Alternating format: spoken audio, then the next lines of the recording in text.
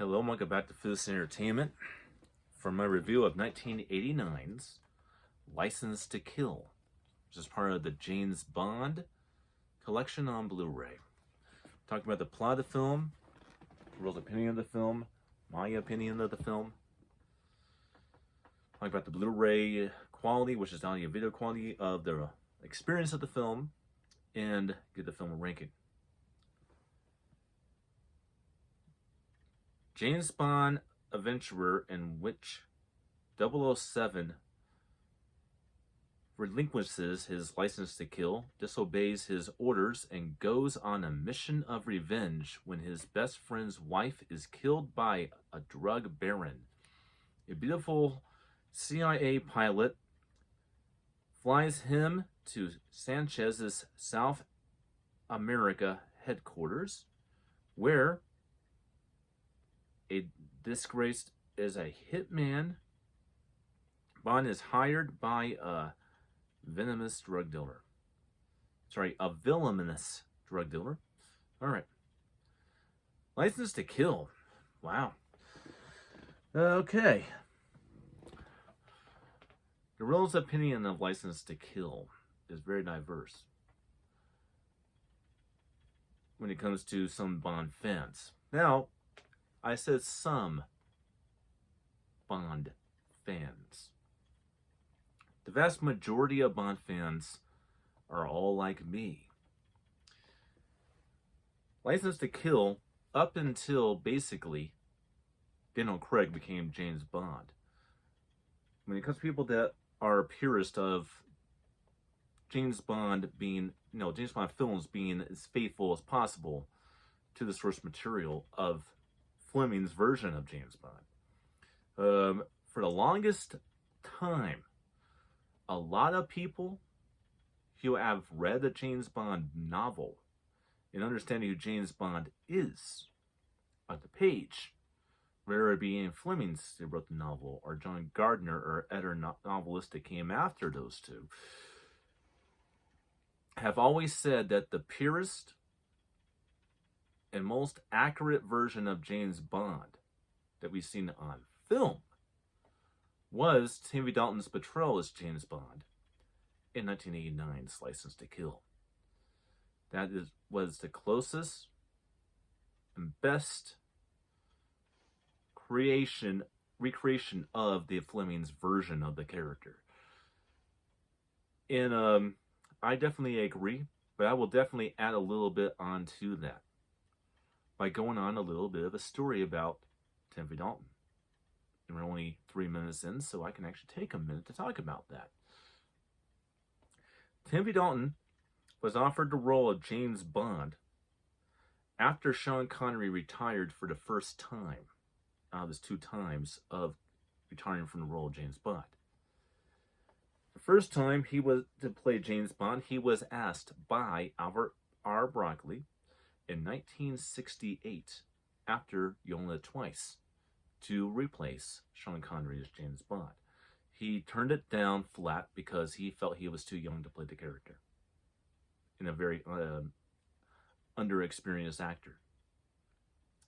He was asked again when George Lazenby refused to come back to make 5 more James Bond films after the success of 1969's On Her Majesty's Secret Service. And again, he made it clear he felt like he was still too young to play the role of James Bond. Then, after Roger Moore retired from the role of James Bond, he was asked for a 3rd time in 1986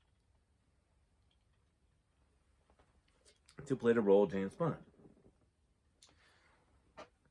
And basically, he said yes. He said yes to it. But he made it very clear. I will play James Bond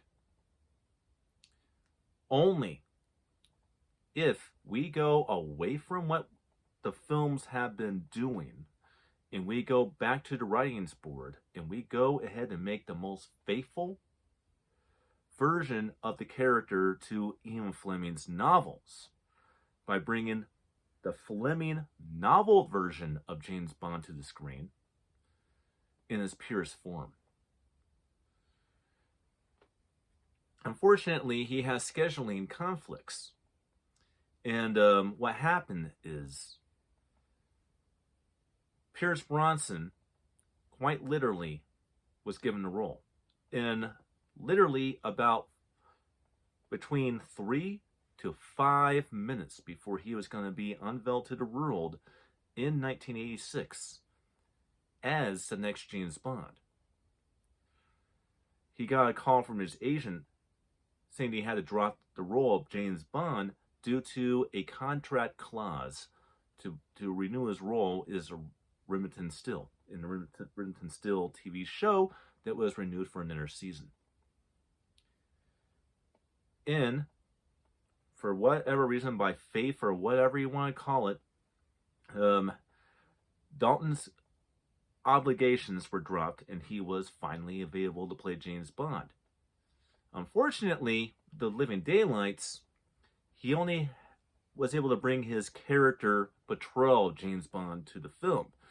In a lot of ways, License to Kill to me, much like the rest of the world, is the one James Bond film out of the 2 films that he made that is purely a film that's made for his version of James Bond.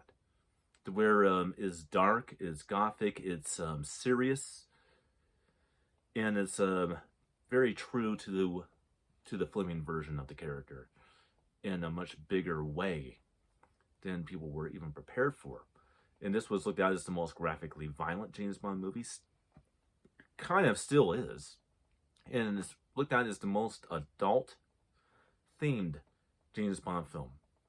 And that even stands today. Even with the 4 Brosnan films and all 5 of the Craig films, License to Kill is still looked at as the most grotesque, the most graphically violent, the most adult-themed James Bond film out of all 25 films that we have so far. And I think it's a great James Bond film. Now let's go ahead and talk about the audio and video. Again, finishing up the 1980s. This, again, looks like a typical 1980s film, redone, remastered and restored in Blu-ray format. This is also was restored in 4K, so you get very, very good quality with this. The Metro color aspects are definitely there, making it look very aesthetically like an 80s film. The audio, much like Living Daylights and A View to a Kill in particular, has that very stereo type of playback with the audio, but it has very, very good 5.1 surround sound presentations going on with the film. Now, to get the film ranking, my ranking this film will never change. I really like this one. I know there's some Bond films out there that thought this was like too commercial or whatever. I'm sorry. This has been, is, and likely always will be one of my 100% favorite James Bond films of all time. So License to Kill definitely gets a 4-star rating. Is this a perfect movie? And that's pretty much all I gotta say about License to Kill. I hope you enjoyed, and I'll see you guys on the next review.